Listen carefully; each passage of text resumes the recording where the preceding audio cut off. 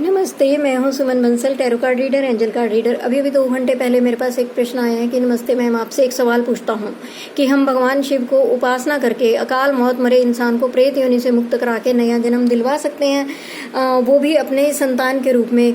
तो देखिए, अकाल मृत्यु मरा वह जीव अपने कर्मानुसार मरा। शिव की उपासना करके आप प्रेत योनि से, जी हाँ, आप मुक्ति दिलवा सकते हैं और नया जन्म दिलवा सकते हैं। आप मुक्ति तो दिलवा सकते हैं, नया जीवन आप कैसे दिलवाएंगे बोलिए? क्या आपने शास्त्रों में कहीं पर पढ़ा है कि फिर उसने यह कर्म करके उस जीवात्मा को अन्य स्थान पर जन्म दिलवाया? मैंने तो आज तक नहीं पढ़ा।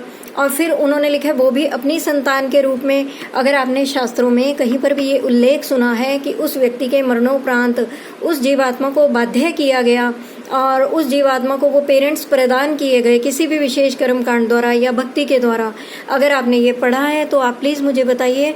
मुझे तो इतना ही ज्ञान है कि ऐसा नहीं हो सकता। और मैंने उनको उत्तर दिया कि प्रत्येक जीवात्मा को अधिकार होता है कि वे अपने माता पिता को स्वयं चुन सकता है। जी हाँ, क्योंकि जब हम एक स्पिरिचुअल जर्नी में है, अब मैं भी हूँ, आप भी, हम एक जर्नी पर निकले हैं और हर जन्म, ये एक जीवन की नहीं है, यह जन्म जन्मांतर की है।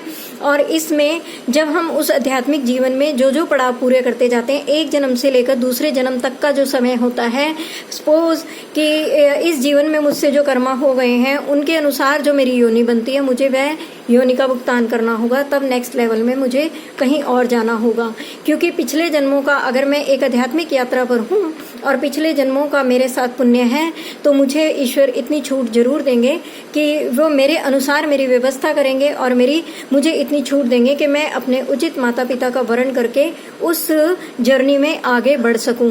अब वे बात कहते हैं कि परमात्मा ने अगर ये जीवात्मा को अधिकार दिया होता तो आज कोई भी जीवात्मा प्रेत योनि में या अन्य निम्न योनि में नहीं होती।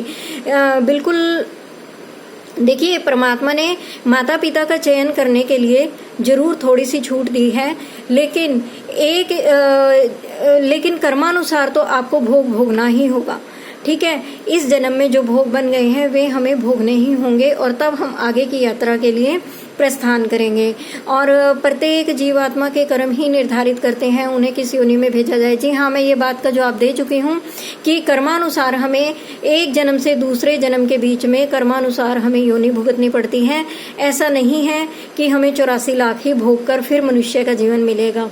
और क्योंकि शास्त्रों में मैंने काफ़ी कुछ पढ़ा है और उसके आधार पर मुझे ये लगता है कि 84 लाख एक साथ नहीं भुगतनी पड़ती। बीच बीच में हमें एक जन्म से दूसरे जन्म के बीच में जो कर्मा होते हैं वो टाइम पीरियड होता है, हमें कर्मानुसार वहाँ पर वो योनि में भुगतान करना पड़ता है। इसलिए परमात्मा ने 84 लाख योनि का सृजन किया है।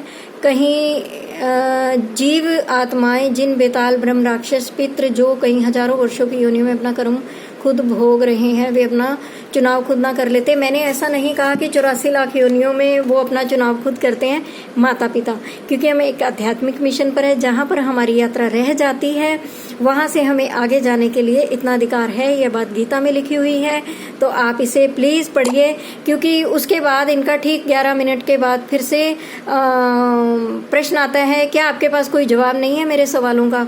देखिए, यथाशक्ति मैंने जवाब दिया है और आशा करती हूँ कि आप समझने की कोशिश करेंगे। इसी के साथ विदा लेती हूँ। नमस्कार।